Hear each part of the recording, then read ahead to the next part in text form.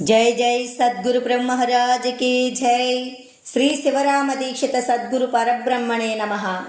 श्रीमद् बृहद्वासिष्ठ सिद्धांत निर्धारणुలను శ్రీమద్ అచల బోధ ప్రతిష్టాపన ఆచార్యులను శ్రీమద్రామడుగు శ్రీ శివరామ దీక్షితుల వారిచే రచయింపబడిన శ్రీమద్ బృహద్వాసిష్టమను శ్రీ శివరామ దీక్షితీయము. ఇప్పుడు దీక్షితీయము నుంచి అహంకార నిరసన ప్రకరణము. శుద్ధే సుషుప్తి దృష్టాంతం తస్మిన్నాహం కదాచన తద్వస్తదాపి యస్యాప్తి ప్రపంచం నాస్తి సర్వదా యదా నాహం తదా శుద్ధం తస్మాత్ శుద్ధేన నిర్ణయః జగదాస్తితి కో వేద నాస్తి కో నచ నిర్ణయః ఆత్మాతీతం కేవలాత్మా దేహో నాస్తి కదాచన అస్తి నాస్తితి కో వేద నిర్ణయో నాస్తి సర్వదా. ఎరుక లక్షణము. ఈ శరీరానికి మూలము నేను గుర్తెరుగుదును అనే అహంకారం అనే ఎరికే మూలము. ఎరుకే జ్ఞానము. ఈ ఎరుక అనే జ్ఞానమే అందరి యందు ఉన్న అహంకారం ఒక్కటే కనుక ఒక్కటే అహంకారం. ఈ అహంకారము చేతనే కులాలు గోత్రాలు, నేను మాలవాడిని, నేను మాదిగవాడిని అని ప్రత్యక్షంగా అనుభవము అహంకారానికే ఉన్నది గనక అహంకారము లేకుంటే నిర్ణయము లేదు. నిర్ణయము లేకుంటే జగత్తు ఉన్నదో లేదో. అహంకారం ఉంటే అన్నీ ఉన్నవి. అహంకారం ఒకటే గాని దాని వ్యాపారాలు వేరే వేరే. అహంకారానికి వేరు లేదు, బదులు లేదు. అన్ని దేహాలు యందు ఒక్క తీరుగానే ఉన్నది కనుక అందుకే నేను నేను అనేది సమానమే. నేను నేను అనే ఎరుకే జ్ఞానము. జ్ఞానమే ఎరుక. ఎరుకే జ్ఞానము. జ్ఞానము దొడ్డదని శాస్త్రం ఉండినా అందరూ జ్ఞానులే గనక అందరూ ఒక్కటే. అహంకారాలు అనేకాలు లేవు గనక అహంకారమే దేవుడు. అహంకారం లేకుంటే పరబ్రహ్మాన్ని ఎవడు ఎరుగు? అహంకారమే పరబ్రహ్మ స్వరూపము. అహంకారం ఉంటే అన్నీ ఉన్నవి. అహంకారము లేకుంటే దానితోటే అన్నీ పాయెను. అందరూ అహంకార స్వరూపులే. అందరూ అహంకారం వలనే పుట్టినారు. నేను తొరకవాణ్ణి అని అహంకారానికే ఎరుక. అహంకారము తొరకది. నేను నేను అనే అహంకారం వల్ల తొరకది. నేను నేనే అనే అహంకారము అన్ని కులాలు మోసుకొని ఉన్నది. అహంకారము లేకుంటే దానితోటే అన్ని కులాలు పోతాయి. అహంకారమే వేద శాస్త్రాలను కల్పించింది. అబద్ధం అనేది అహంకారమే. నిబద్ధి అనేది అహంకారమే. అహంకారం వలననే వ్యవహారం. అహంకారము లేకుంటే ఉన్నదో లేదో నిర్ణయము లేదు. నిర్ణయము లేకుంటే ఎవరికీ మూలమే లేదు. అహంకారం చేసిన శాస్త్రాలు అహంకారానికే ప్రమాణము. అహంకారం లేక ఉన్నవారికి దేనితోటి పని లేదు. అహంకారమే గురువు. అహంకారమే శిష్యుడు. అహంకారానికే మతాలు. అహంకారము శరీరము ఒక్కటే. శరీరం వేరే అని అహంకారం వేరే అని అన్నది అహంకారమే. తాను వేరే అయితే జంధ్యాలు తానే వేసుకోవలే. శరీరానికి ఏల వెయ్యవలే. తానే లింగం కట్టుకోవలే. శరీరానికి ఏల కట్టవలే. తానే జపం చెయ్యవలే. శరీరం ఏల చేస్తుంది. తానే చక్రాంకితం చేసుకోవలే. భుజాలకు ఏల చెయ్యవలే. తానే బొట్టు పెట్టుకోవలే. శరీరానికి ఏల బొట్టు పెట్టవలే. అందుకే తాను వేరే శరీరం వేరే అని వాదించేది తత్వవాదం, అదే మాయావాదం.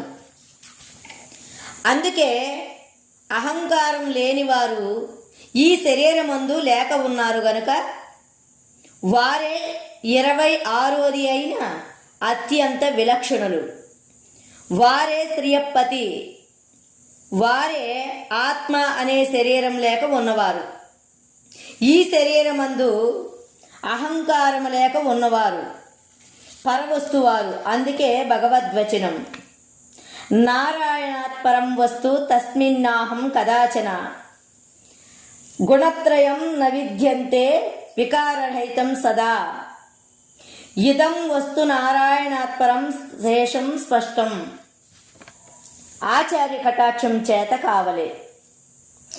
ఆచార్య కటాక్షం లేకపోతే ఈ గుర్తెరిగే చిద్రూపమనే అహంకారమే అయ్యి ఉండి అహంకారం లేకపోవలను అని అనుకుంటూ ఉంటుంది.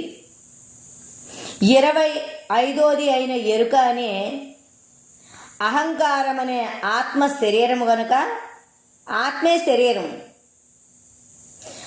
అహంకారము లేక 26వ అయ్యి 25వ అయిన ఎరుక అనే అహంకారము లేకపోతే సరి. ఉన్నది ఈ శరీరమందు లేక ఉన్నది అన్నది లేకపోయే గనక కావటం లేదు. ఉన్నది ఈ శరీరమందు లేక ఉన్నది గురువాక్యము లేక కుదరదు. 25వ అయిన అహంకారాన్ని సర్వకాలం లేకుండా చేసిన వారే గురువులు. అహంకారముతోటి సర్వం లేకపోయే కనుక ఈ ఎరికే సంశయానికి మూలము. ఆయన గనక సకల భ్రమలు ఈ ఎరుకకే, ఈ ఎరికే కల్పనకు మూలము. ఈ అహంకారము లేకుంటే పరమశాంతి తానే అగును. గురుమూలంగా కావలెను. అహంకారము లేని గురు సాంప్రదాయం కావలెను. అహంకార సహితమైనవి మతాలు, వైదికము, వేదాల సత్యమని నమ్మే మార్గము కనుక అహంకారముతో కూడుకున్నది వేదోక్త మార్గము. అహంకార రహితుల లక్షణము. అహంకారం లేని శైవానకు, వైష్ణవానకు, వైదికము అహంకారంతోటే పాయను. అహంకారము లేకుంటే వేదాలను, వేదోక్త మార్గాలను ఎవ్వడు ఎరుగు. వేదాలు వెర్రివాడు అయినా అహంకారునికే గాని అహంకారం లేని బసవన్న గారికి, నమ్మాళ్వాళ్ళ గారికి, స్వామి జియ్యరుకు, శంకరాచార్యులకు ఎందుకు? వారికి అహంకారం లేదు కనుక. ఎందుకు వారికి అహంకారం లేదు కనుక. రామానుజాచార్యులు బ్రాహ్మడు అయితే రెడ్డి కులం నమ్మాళ్వం గారి దాసుడు ఎందుకాయ?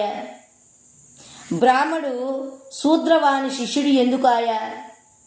వైష్ణవులు బ్రహ్మలు కారు. బ్రహ్మడు చెన్నయ్య భక్తుడు ఆయన గనక బసవన్న గారు బ్రహ్మడుగాడు. పంచబ్రహ్మల లక్షణము.